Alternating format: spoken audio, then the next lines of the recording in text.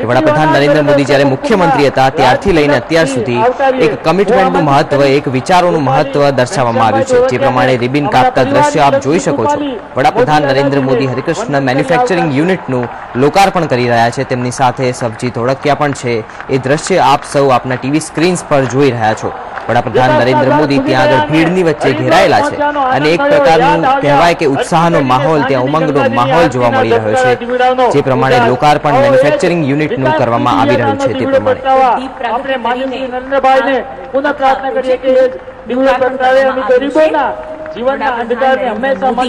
ઈચ્છાપુર પહોંચ્યા છે, ત્યાં હરિકૃષ્ણ એક્સપોર્ટ ખાતે પહોંચ્યા છે અને ઉદ્ઘાટન કર્યું છે। સાથે નાયબ મુખ્યમંત્રી નીતિન પટેલ અને મુખ્યમંત્રી વિજયભાઈ રૂપાણી પણ તેમની સાથે ઉપસ્થિત છે।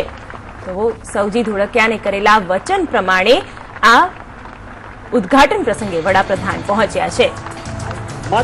જે પ્રમાણે દ્રશ્ય જોઈ શકાય છે કે રેડ રિબિન કાપીને લોકાર્પણ કરવામાં આવ્યું, ત્યારબાદ અત્યારે એક જે પ્રમાણે ઉદ્ઘાટન સમારોહની આ એક વિશેષ રૂપરેખા ત્યાં બતાવવામાં આવી છે। વડાપ્રધાન નરેન્દ્ર મોદી દ્વારા આ વિશેષ લોકાર્પણ કરવા માટે એક 10 મિનિટનો સમય ફાળવવામાં આવ્યો છે, જ્યાં આગળ વડાપ્રધાન નરેન્દ્ર મોદી અત્યારે સ્પષ્ટપણે જોઈ શકાય છે કે એક હસ્તાક્ષર પોતાનું અહીંયા છોડી રહ્યા છે। વડાપ્રધાન દ્વારા કંઈક લખવામાં આવી રહ્યું છે, જે પ્રમાણે આપ જોઈ રહ્યા છો કે માં ભારતી વડાપ્રધાન પોતાના મેસેજીસ લખતા હોય છે, જે તે સ્થળે જતા હોય છે, ત્યારે હરિકૃષ્ણ ડાયમંડ એક્સપોર્ટ પ્રોજેક્ટનું તેઓ લોકાર્પણ કરવા માટે પહોંચ્યા છે। ત્યારે આ ઉદ્ઘાટન પ્રસંગે વડાપ્રધાને એક મેસેજ લખ્યો છે, માં ભારતીની રિલેટેડ એક મેસેજ વડાપ્રધાને લખ્યો છે। થોડી વાર પહેલા આ એક્સપોર્ટ ડાયમંડ યુનિટનું ઉદ્ઘાટન કર્યું હતું, ત્યારે હરિકૃષ્ણ એક્સપોર્ટ ખાતે દીપ પ્રાગટ્ય કરીને આ આખા કાર્યક્રમમાં તેઓએ હાજરી આપી છે।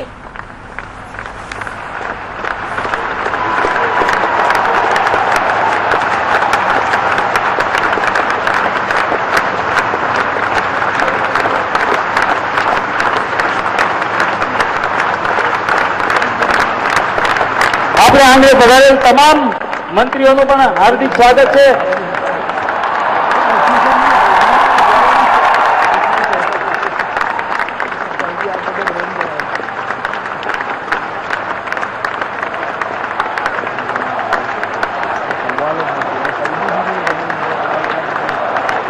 मान्य श्री